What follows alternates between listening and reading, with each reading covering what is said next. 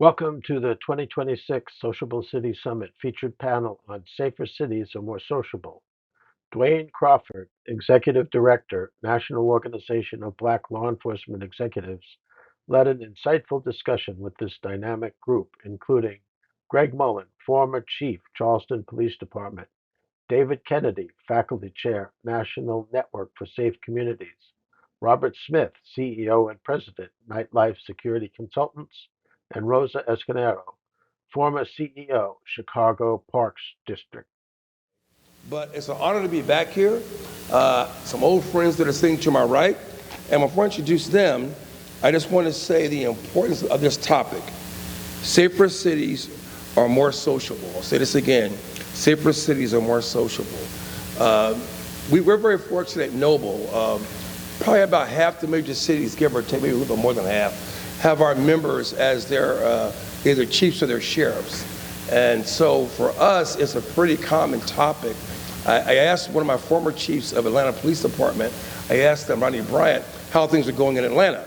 And I said, I'm assuming there have been no shootings lately. And he shared with me there was a pretty significant shooting that occurred in downtown Atlanta. Now, I've been keeping a residence in Atlanta since 1999, 26 years, 27 years. And I don't remember there being the amount, I'm not knocking the city of Atlanta, I love Atlanta, but the commonality of shootings in downtown Atlanta, where, as you all know, you've got everything from the sports facilities to the hotels. And I'm not saying it happens frequently, but when he said it to me, it alarmed me because we hosted a conference there about 4 years ago, I think, in Atlanta, and there was a shooting right outside our hotel.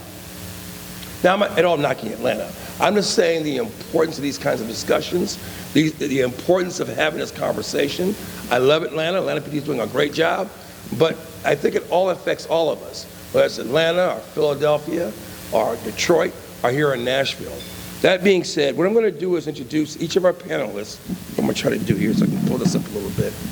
Each of our panelists, ask each one to give like a 2-minute kind of overview of their thoughts as opening statements, and we'll go from there.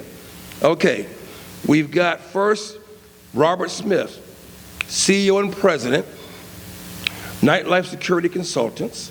We have Gregory Mullen, former Chief of Police. We also have Rosa Escanero. Did I say it correct? I'm going to roll then. Okay, thank you. Former CEO of Chicago Park District and former Commissioner of the Chicago Department of Business Affairs and Consumer Protection. And by the way, we're bringing 2 conferences to Chicago. Next year will be our larger conference for about 2,500 people. And then also we're bringing a smaller group to Chicago. So we'll be bringing 2 events to your city. Yep. Also, we also have an old friend of mine, David Kennedy, Faculty Chair, National Network of Safe Cities. Good to see you again, David. We're going to ask each one for kind of a 2-minute opening statement. We're going to start with beauty first. Rosa. Thank you. Good morning, everybody, and it's so nice to be back. Yes, again, just held 2 roles in Chicago, and I want to start out with the Chicago Park District. So many people may not know, but the Chicago Park District is the 3rd largest park district in the country, over nearly 10,000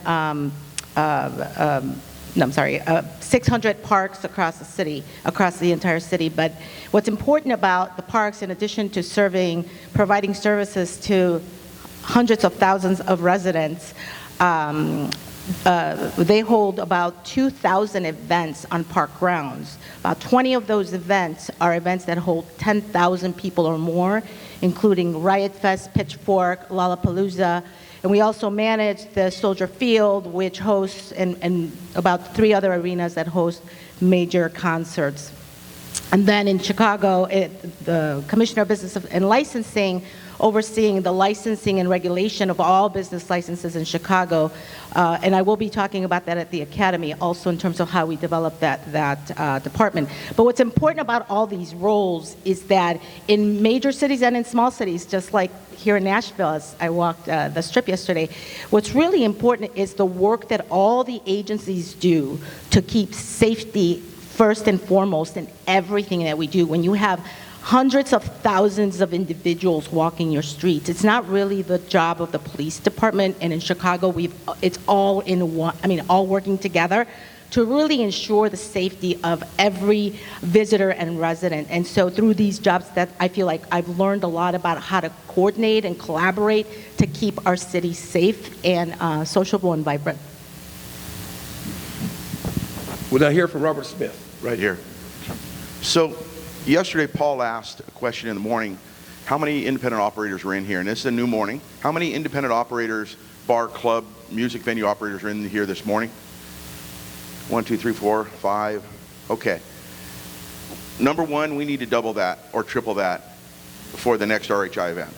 So I'm asking all of you, as a former law enforcement officer, all of you get to talk to these operators. It's not a violation of your policy to remind them that there are events they can go to be smarter.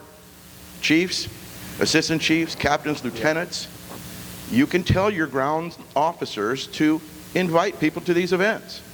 This is an event they need to be here if we want to affect change, number one. Number two, if we're not bringing in outside stakeholders to make change, there will be no change that is successful. Law enforcement cannot be the only tool to solve nightlife problems and create a safer environment. Operators don't want underage drinkers. They don't want drugs. They don't want shootings. We've had 5 operators here. So we will go back and tell them what they need to do. Now, Paul, tell me how well that's going to go over when we tell you what you need to do. Yeah, exactly. This year I brought in an insurance angle with Pike Barber. I brought in the civil defense side with Larry Byrne. If you're not thinking outside the box to create a safer environment by using those tools, insurance, you talk about a hammer, your citation for noise, and they're going to blame the other venue that's just as noisy and they didn't get a citation.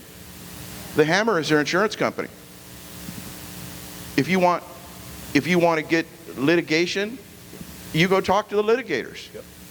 And you'll create a different attack to create a safer environment. That's my opening. We're now hear from Gregory Mullen. Well, thank you all for being here, and I am really honored to be on the stage with these gentlemen and this lady and in the room with you. And I bring a little different perspective. I've been a police officer in nightlife districts most of my career in 3 different cities.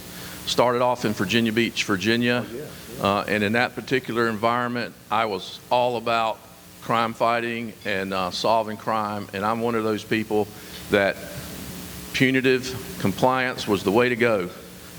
And I was not getting a whole lot of benefit from that. So when I left Virginia Beach and went to Charleston, I was then exposed to RHI like you're being exposed to RHI right now. And what I learned was what we were doing in Virginia Beach in terms of trying to manage the problem, the crime problem, was really negatively impacting other things that were very beneficial to our city, economic development, reputation, all of those things that are really, really important in a nightlife district. While I felt like I was doing the right thing because crime was down, my boss was happy, but one day I was sitting in a meeting with a business operator after a major holiday. I'll never forget this. And I was giving my report about how everything had gone over the weekend. We didn't have any major crime, no violence, and I was really happy. And he looked over at me and he said, "Lieutenant," he said, "our businesses were off by about 50%. Wow. And I'm telling you, that was a shake for me. And I started to realize that if I didn't create partnerships with other people, then we were not going to be successful. Because when you look at your nightlife district as a problem to control, that's where you start to go downhill. And when we started in Charleston, we started to look at this more as an asset.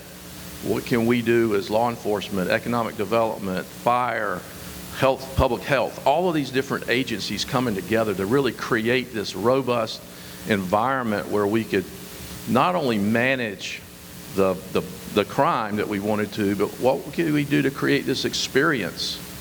Because when you think about it, it's not about solving a problem in a nightlife. I mean, obviously, if you've got an assault or a rape or some kind of crime, you have to make the arrest and you've got to solve that.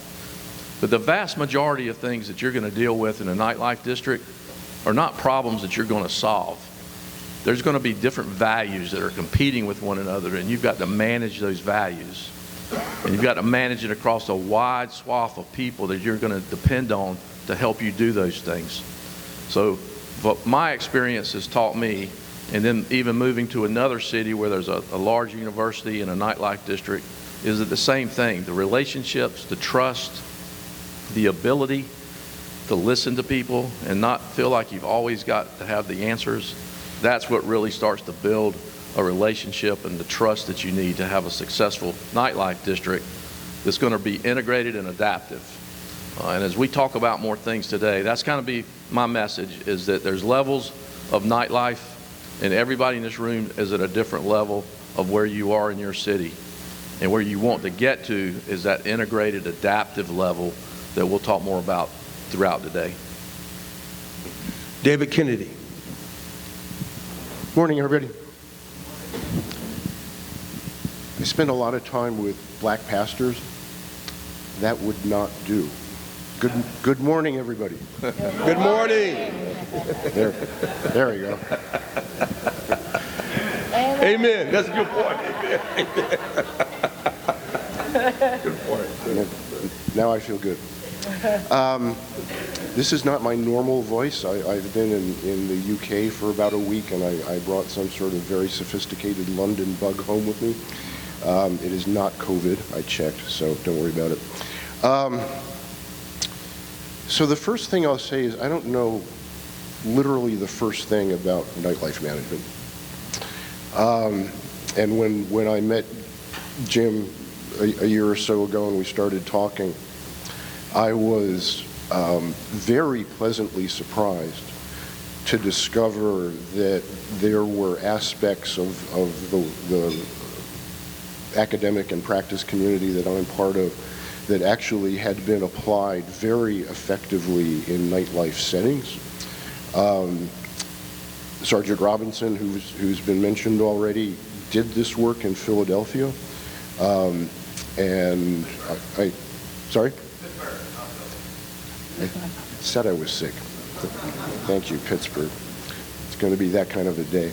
And I commend him in this next session to you. We can talk about how this was done in detail. Dwayne mentioned my model. I don't have a model.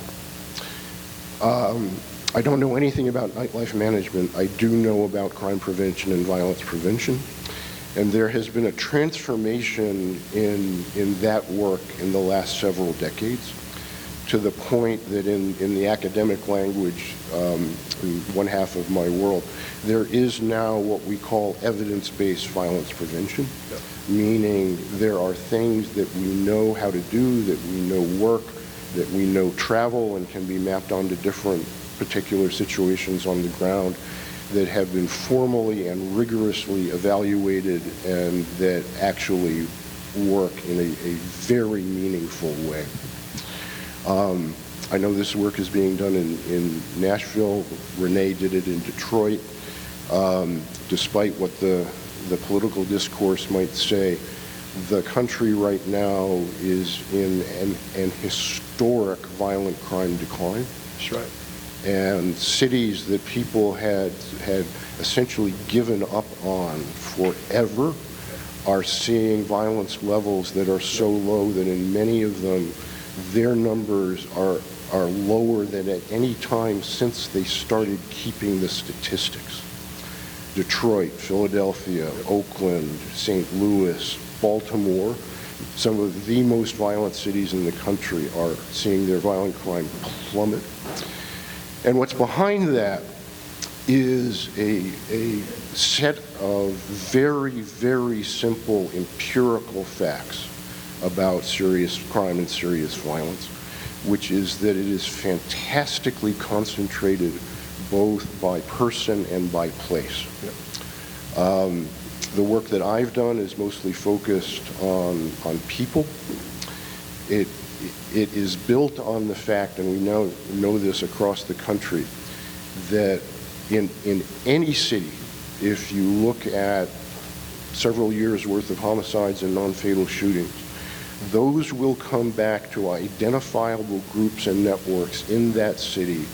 Those groups and networks will be demonstrably connected with half to three-quarters of all of those most serious violent crimes. And everybody in that set of groups will represent right around 0.5% of the city's population. And it doesn't matter whether it's Nashville or Chicago or Pine Bluff, Arkansas or Oakland or anywhere else. This is the way this stuff works.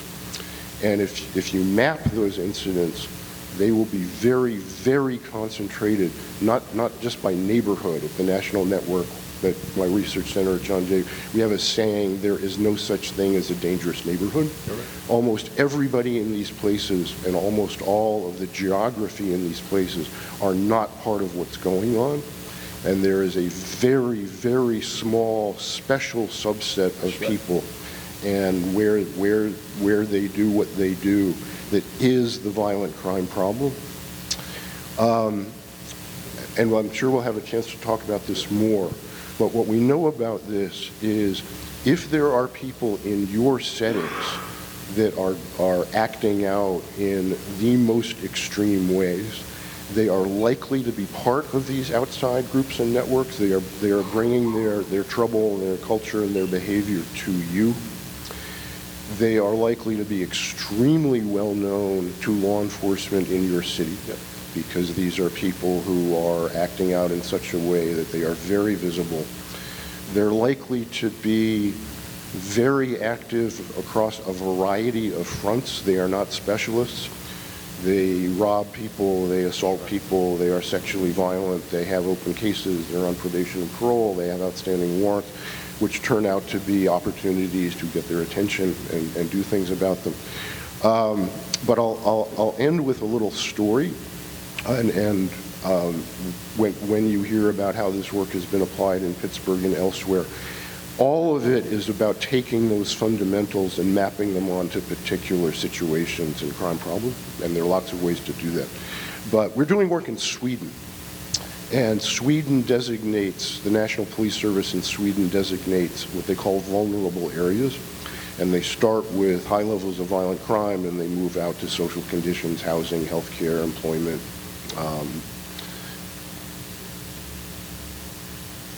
et cetera, et cetera, et cetera. The last time I was in Stockholm, we were taken to one of these vulnerable areas. It had 50,000 people in it who lived there. And we met with two of you, gentlemen who ran downtown business enterprises. And they said, it's really bad. We're afraid we're going to have to close our doors. People don't want to come here. It's scary. It's awful. And then they looked at us and they said, it's 30 kids. So 30 out of 50,000. Yeah. And then we talked to the beat cops and essentially two beat social workers whose patch was this zone, and said to them, facts are facts, don't want to put words in your mouth. You know what's going on, we don't. But what we're used to finding is when it's 30 kids, it's not really 30 kids. It's some concentration within that. And they went off and they talked amongst themselves. And they came back and said, yeah, it's 5 guys whose names we know and 1 guy in Turkey.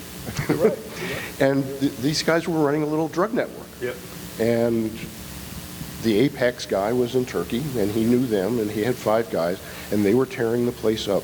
But what the Swedish government regarded as an issue of 50,000 people that was shutting down their central business district was 5 people and 1 guy in Turkey. And that basic fact pattern we find everywhere, and it's the basis for figuring out these new interventions. Let me just say this. David Kennedy, he is the guru in our world. Law enforcement, I met him probably now about over a dozen years ago, give or take. He's the guru.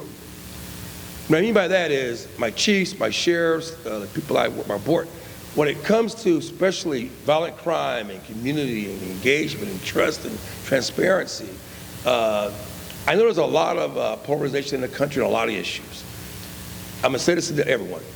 Violent crime is historically way down. I'll say this again. Violent crime is historically way down. Doesn't mean it's gone away.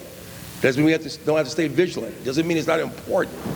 One of my board members is the former chief out of Washington, D.C., or we call it Metro Police Department, Pam Smith.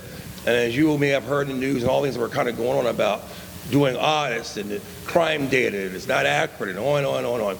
I'm not saying what we do is perfect, but historically, everyone can take credit for this. The country, the communities, law enforcement, our elected officials have done an amazing job.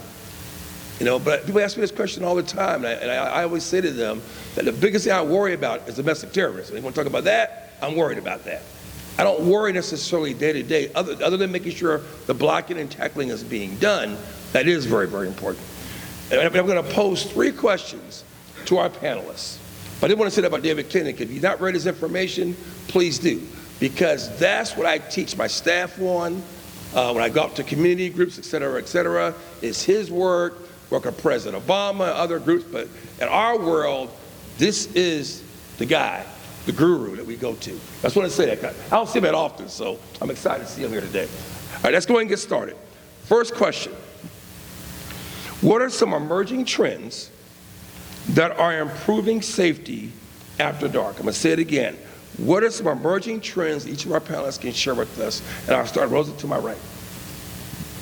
So back, I think in 2018, you know, just again, the regulator of business licensing, not only issuing the licenses, but also with the authority to, you know, address the concerns and ensure that businesses are keeping in line. Enforcement teams, I'm sure most of departments that are set up to be regulators have enforcement teams, you know, 311 or whatever your complaint data system that takes in all those complaints, and really you're always like having hundreds and thousands of calls coming in about a variety of things, whether it's sidewalk cafes, whether it's noise, whether it's traffic. And so the teams that we often have are so small, and many of the problems then go to the police, and the residents are expecting the police and or somebody to address the problems. So what we did is we created specialty teams at the Department of Business Affairs, enforcement team. So we already had an enforcement team, but then we actually broke it down to not just be the 9-to-5 department. We created the nights and weekends team that went out at late hours and on weekends to address to make a dent in a lot of those complaints. We are very proud to highly trained our enforcement operators to understand and know the code. So not only are they out there issuing the violations, but they're also targeting the areas that really need the enforcement. The important thing, though, is that it's not a one enforcement team to address all the problems. We actually also created a public vehicle team because we licensed the ride-hailing industry. We had party buses, we have tuk-tuks, we have, you know, everything is on the ground. So we also develop a specialized team to do that. All these different teams are specialized to go out and address many of these problems and to ensure that we are making a dent. Because again, to the point of when you have a variety of problems, the majority of the bigger operators that are creating the problem is it's a smaller number. It's your illegal operators, are the individuals that are never going to want to. That you said that about how many operators are here. The most important thing that operators want is to operate and be successful. If you're not operating within the rules, then you are going to be shut down. Now that's usually the stick. We in Chicago like to work with our carrots. Education is a huge component of what we do. Educating business about their responsibilities of being compliant. And I'll just turn to my hat when I was at the Chicago Park District. When it came time to extend the contract for Lollapalooza to continue to operate in Chicago, we used that contract or those negotiations to ensure that we were putting much more responsibility on the operators of those events. And that's just an example. We're talking about all operators, at least from when I was in place, to ensure that those contracts have really strong requirements on safety. It is not up to the police. And not only about safety and security measures that they themselves have to take, but also actually having to reimburse the city for additional efforts above and beyond efforts that our police officers would have to conduct. And so I think that as regulators, we have an important responsibility to really grow our economies and to make our cities really strong and healthy. But we have to also remind the business owners that operating in your cities or in your municipalities is a privilege, regardless of who it is. You can be the biggest player in, again, some of the biggest concert holders. But if you want to hold events in Chicago because you are going to be successful, then you also have to work with us and make sure that we have those built in so that we're not trying to run around the problem. And so those are just some techniques that I think we're using that have been very, very helpful in helping us control the masses and to be able to be successful. Thank you. Robert? Well, I'm going to start off by saying, if we don't have the partnership, okay, I'm going to put a law enforcement hat on, 21 years San Diego PD.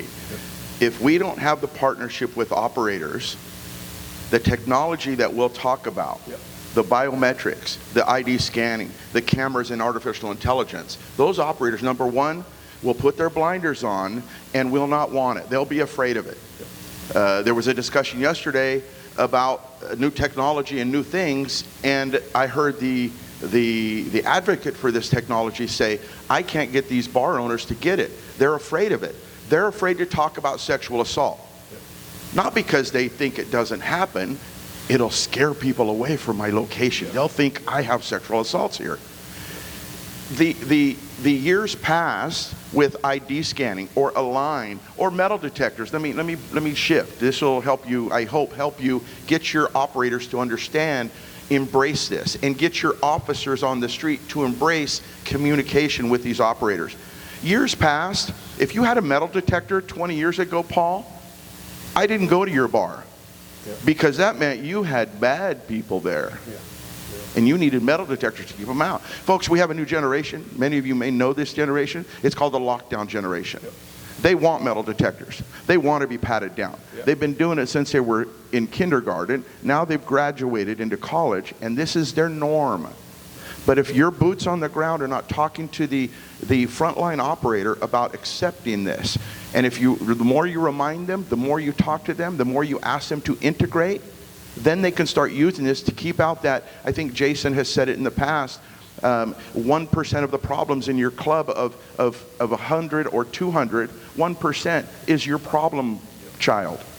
And ID scanning, cameras, identifying these people can keep that 1% out. If the operator knows, all I got to do is text Officer Jimmy, and Officer Jimmy will be here to tell Michael, you're not coming in. They don't want you here. And that's it. The technology that's coming is already here. So there's no technology coming. It's here. It's being used and has been used for years. We mentioned at the back table with SEPTED Joel.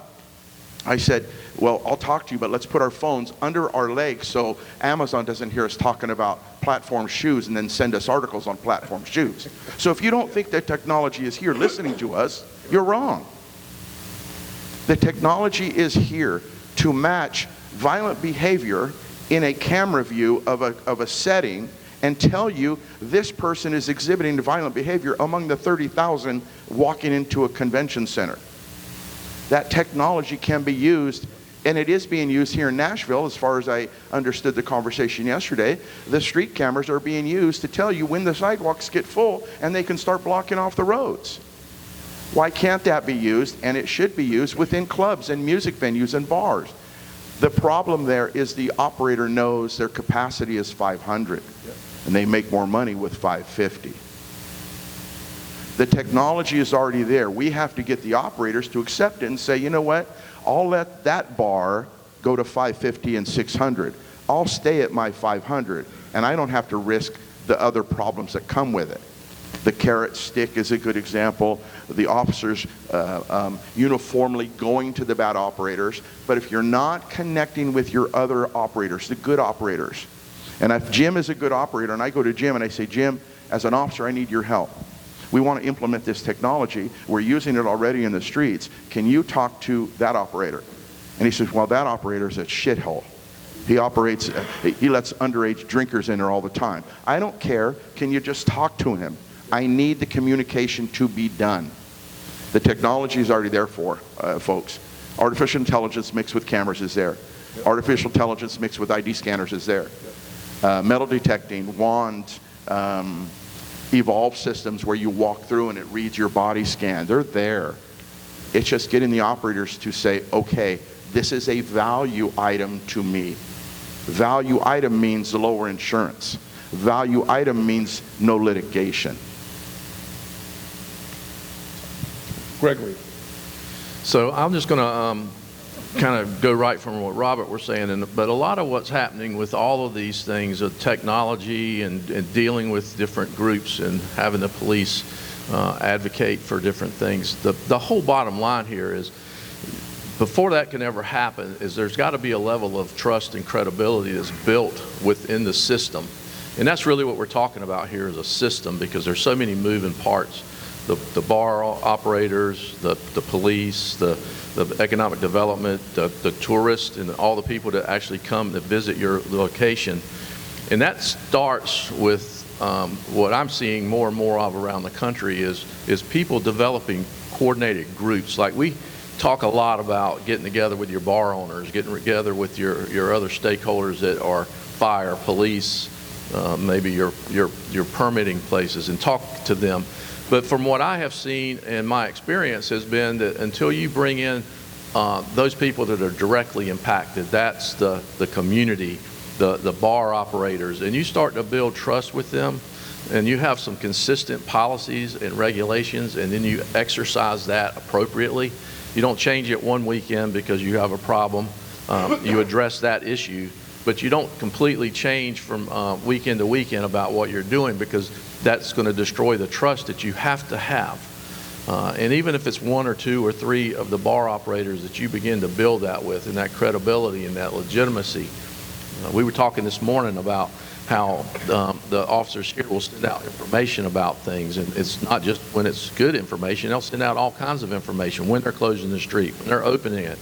That type of transparency and legitimacy is what starts to build this trust, and that's what I'm seeing start to develop, because there's lots of places around the country that would have what we call integrated teams.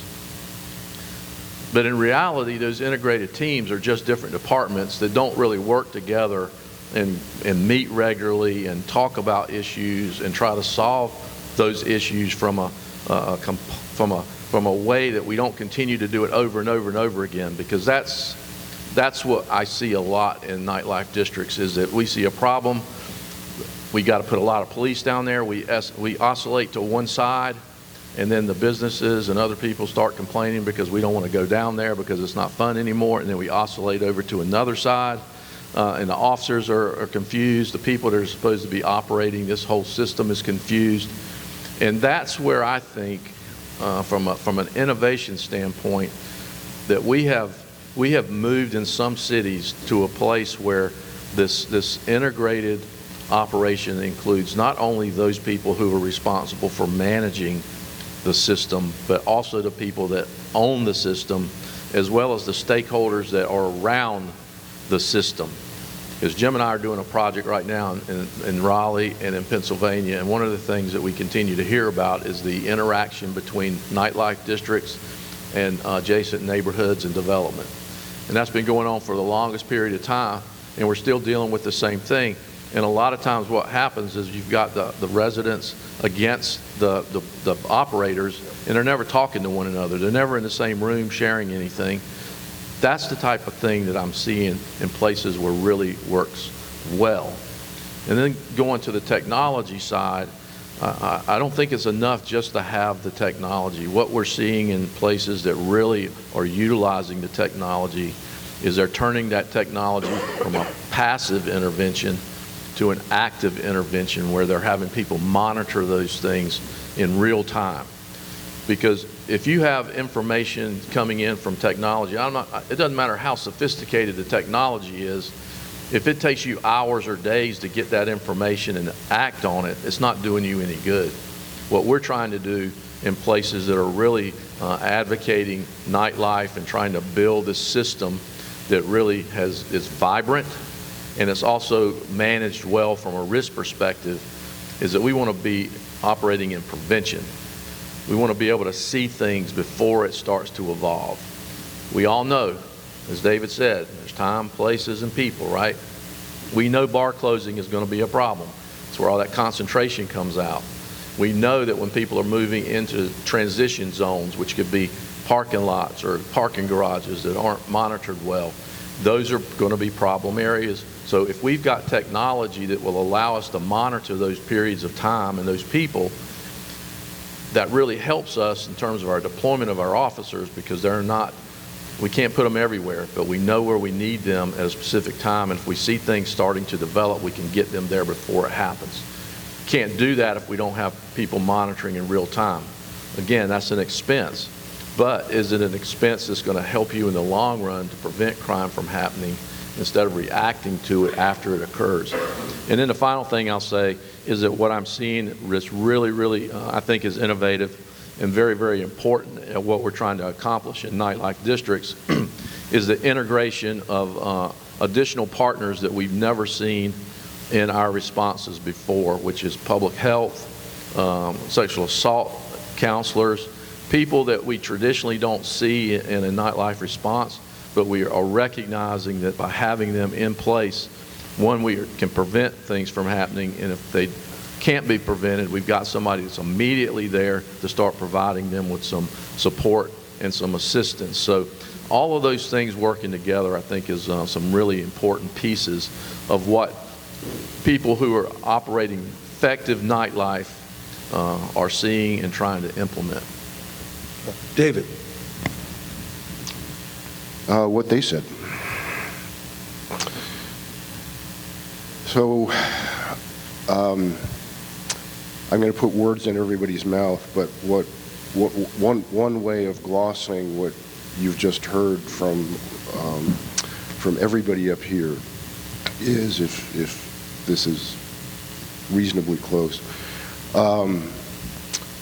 we are going to understand what's going on in these areas. We're going to have the core, crucial, factual information about what is happening in these zones, and we are going to figure out a ideally partnership-oriented, common sense plan to manage away the worst stuff we're dealing with. And that sounds very common sense, and it is very common sense. It's also really radical. Public safety people did not always think like this.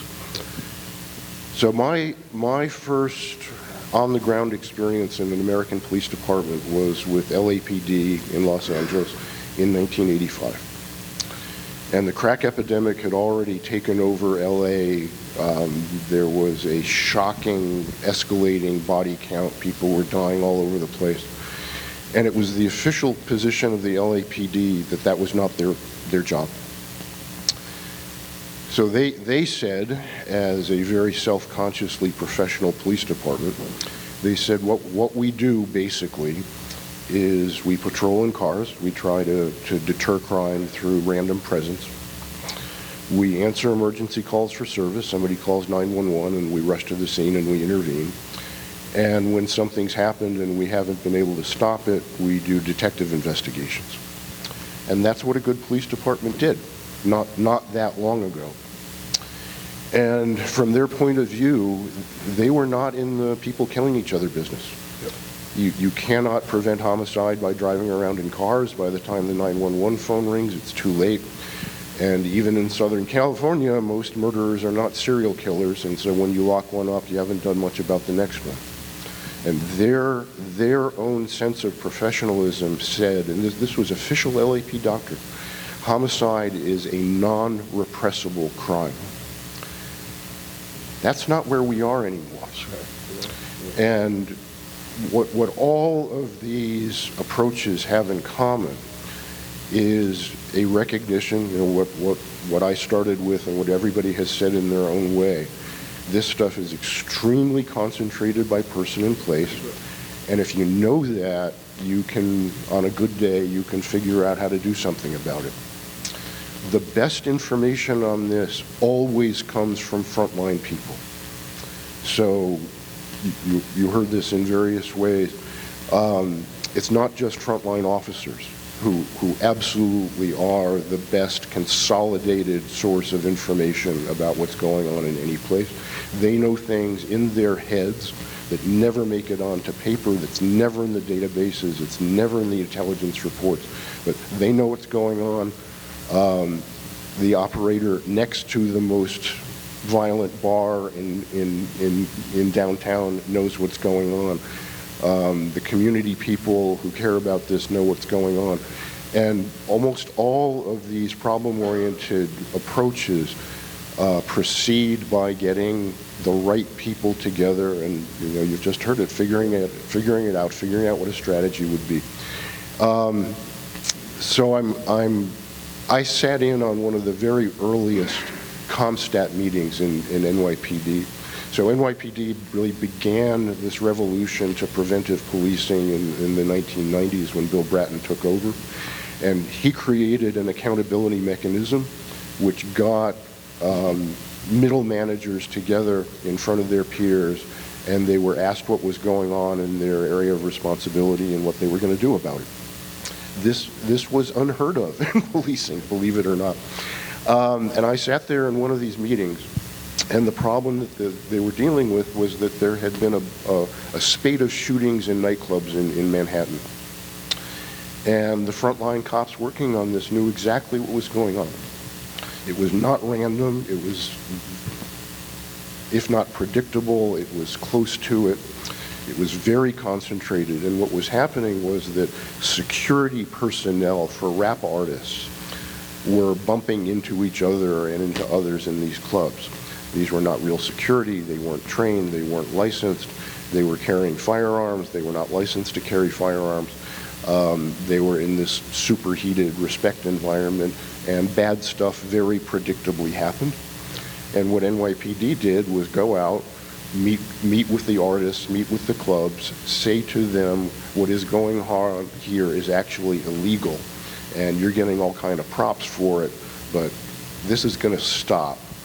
And what is the procedure in each of these clubs where management will make sure that these entourages are not carrying weapons? And they figured it out. Right now in Manhattan, there's a big Caribbean parade every year, Javert. And Javert very predictably has waves of shootings associated with it. It's not random. NYPD and the community and the New York City has a real architecture of community violence intervention. They are street violence prevention professionals. Those folks know what's going on. And so they are meeting with the impact players and the street groups ahead of Javert, what NYPD calls no retals, no retaliation meetings, and having kind of come to Jesus conversations with them. And it's been very effective. So the short version of this is actual crafted strategies for particular issues in particular places. Well, thank you. We're going to pose one last question, open up to our audience here for Q&A. We kind of began with this. How do we collectively enhance the perception and reality of safety? Again, how do we collectively enhance the perception and reality of safety? Yeah. We'll start on the other end. So we'll go Robert, Gregory, and we'll come back to Rosa. Yeah. You tell the truth. Yeah. That's all you got to do. Just tell the truth. You don't lie about it. I was in a panel years ago, and I kind of got whipped a little bit in the meeting because they wanted to put the genie back in the bottle regarding gun violence. Yep. And I said, we can't, there's no more bottle. The bottle has been stepped on and crushed and recycled. Yeah. The bottle is empty. You cannot put the genie back in the bottle. Be honest about it. Just admit it. Guns are out there. Now let's deal with the next set of problems. And that's the same thing. I believe that if we're honest about the issue, we can change perceptions with honesty. Gregory. Yeah, I think one of the things that is most important is that is the transparency about what happens, specifically if you have an incident. You know, you've got to share that information, because so many times I've dealt with this for many years, is that there's individuals within your community or within your city government, maybe even the mayor's office, that is afraid that if you put out information about bad things happening, that it's going to create a negative impression of the city. Yep. And what traditionally happens is, if you don't put that information out yourself, it's going to be put out by somebody else, and it's generally not going to be the correct information. And you're going to spend more time trying to correct that problem and get in front of it if you ever can. So I think one of the biggest things that we can try to accommodate that is, when we create these relationships, is that we have to create champions within our system. We've either got to have people in the economic development area that's our champion, and operators that are championing what we're trying to do, clearly in neighborhoods and in other places. And it goes back to what Robert is saying, you know, be truthful, be transparent, and talk about those things. And sometimes what I have found as well is, when everybody is coming to you and they're asking you for an answer, you've got to have an answer. They want you to have an answer right now. Sometimes it's okay to say, I don't know right now. Yep. I'm still collecting information. I'm still trying to decide what is going to happen here, because what I think gets cities and nightlife districts in trouble sometimes is they react and they're not responding. And there is a significant difference between those two things. Because if I'm reacting based on partial information or information that I'm not completely fully been vetted yet, then I might find out in a very short period of time that that response was not necessarily the best one. And it could create a cascade of failures that ripple throughout the entire system. Whereas I take just a couple of minutes maybe, or a period of time to gather more information, and then share that information that is more accurately with the group as well as others. And here's another thing that I would say is very important for especially law enforcement in this room, is that it is not uncommon for us to start to share information with a lot of different groups in a lot of different places before we actually share it with our own officers that are expected to then go out and implement things that we're trying to do. So I had a practice of always sharing information internally with my teams before it went out to the broader audience, because they're going to be the ones that get asked about it. They're going to be the ones that want to know, why is this happening? And yesterday, one of the things that the lieutenant from Nashville said that really resonated with me is that when we're talking to people about things and when we're telling them why we're doing certain things, if we explain the why, if we explain to our officers, if we explain to the community, if we explain to other business operators and our partners within city government, if we explain to them why we're doing certain things, we start to develop this shared consciousness or shared purpose, which allows us to go out and do things in a much better way, because we've got a collective body now that's going to help us move forward. And if you find yourself in a crisis of some sort, those are the types of things that's going to allow you to bring people together and really sustain you when you're probably going through one of the worst days of your city's experience.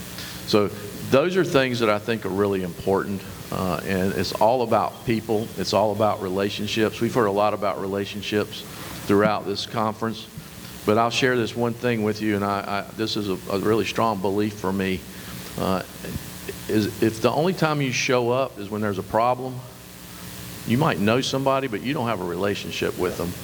That relationship is built over a long period of time. It's built in times when things are calm, and it's really proven. If you think about it, it's really proven during chaos. It's proven when things are just gone completely wrong. And now you're looking around the room for people that you know you can depend on, the people that you can trust, the people that you can tell, I need you to go out and do X, Y, Z for me. And then you don't have to worry about that anymore. And you don't have to worry about them creating more problems from you that they're going to solve.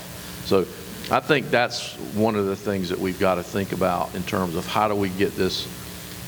How can we get our nightlife communities and the neighborhoods that live around them to recognize the realities of what's happening, and not just based on these stories that we are hearing? And then the final piece of that, I think, is using good data. No, thank you. We use good data. Yeah, I'm counting it. We have 5 minutes left. We're going to ask for any questions from the audience. Any questions or thoughts from the audience? Don't be shy. Yes, ma'am. Here you go. Oh, my. Yeah, here you go. Yeah.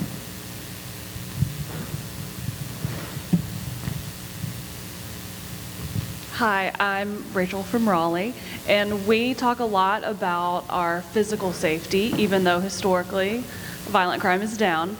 Can anyone talk a little bit about the psychological safety? It's very similar to what we're talking about with perceptions, but psychological safety and how to convey it's safe. I just want to say one thing. So to the psychological safety, I think Chicago has been a victim of the constant, Chicago is a war zone. Chicago has been compared to Chirac and, basically the city, murder capital of the world. And the next session, which I'm going to hold, is that Chicago has been voted by travelers, not by us, as the best big city, and it's based on vibrancy, friendliness, cultural activity. So when we talk about this mental, how people's minds are framed, if you would not visit Chicago or be there, your thoughts would be that Chicago is the most dangerous place to visit. Yet we had record-breaking tourism in 2025. 53.5 million people visited Chicago in that 1 year. So again, I think it's how do you break that down? Yep. You break that down through everything I've heard here today, and we've worked very hard on it, is building engagement, working with 100 chambers for years and keeping them in the loop, and communities, and our police department, that by the time the COVID came and we had to shut down, and I had to tell everybody, you have to shut your doors. Every time I spoke to them, I felt like I had built a little bit of trust, because we didn't just start the conversation at that time. So again, it's really about telling your story, but also doing the hard work that comes with that. And there's a lot of trust, truth, and I would say, and a lot of engagement, a lot of conversation, showing up for your people, seeing them, and working with your businesses that are really struggling, or individuals and communities that are struggling, and being present in those communities. I think that that is the job of anyone working in government.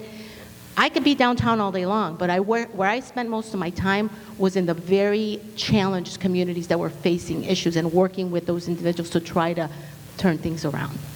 One more question. One more question. One back here. You guys all make me walk so far, I'll tell you.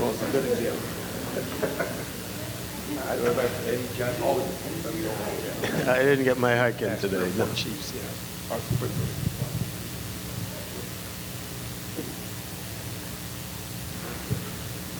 Good morning. I'm Joelle from Austin, Texas. Love this panel. So Robert, no pressure, but lead the way on the answer. I'd like to hear an answer from everyone if we have time. What is the best advice to engage with the operators? How do we get the operators on board? And what are your thoughts on that? I would venture to guess that it's not on. But be brief, Robert. I know that. I would venture to guess that every department in here has monthly meetings or bi-monthly meetings with their licensed establishments. True or false? Well, the ones that do, I would probably go once and then never go again, because the same thing is said every month. You got to change that narrative up. So if we have a meeting, have your 30-minute meeting, have the points you're going to talk about, and get the word out. And don't have it at the same bar that everybody likes and it's comfortable. If you have a bad bar, have a meeting at their bar and get the message out again. If you're not communicating honestly with all of the stakeholders, you're not getting the message out. You have to get that message out. And your monthly meetings, if they're just fluff, that's what the operators see them as. If nothing comes from them, they're not coming back. Along with that, just real briefly, when we worked in Watsonville, California, which is the agricultural place, if you get Driscoll's strawberries, that's where it comes from. So Watsonville had a lot of bar owners, and they were Mexican by heritage. And we started our project by holding meetings in the police department. And it was very difficult to get people to come. And we had a woman who worked for us and said, you know, this is not a good idea because they come from a place where they think police are corrupt and they don't want to work with them. So we ended up moving the meetings into the venues themselves, and that really made a big difference in their participation, just like Robert said. Sometimes you have to go into the place. I want to thank Dwayne, a wonderful job, and also the panel. You can meet all of these people in different sessions. We're going to take a 15-minute break, and then we'll move on. Thank you, everybody. You can view the complete panel presentation and learn more about the 2027 Sociable City Summit in Philadelphia at sociablecity.org/summit/video.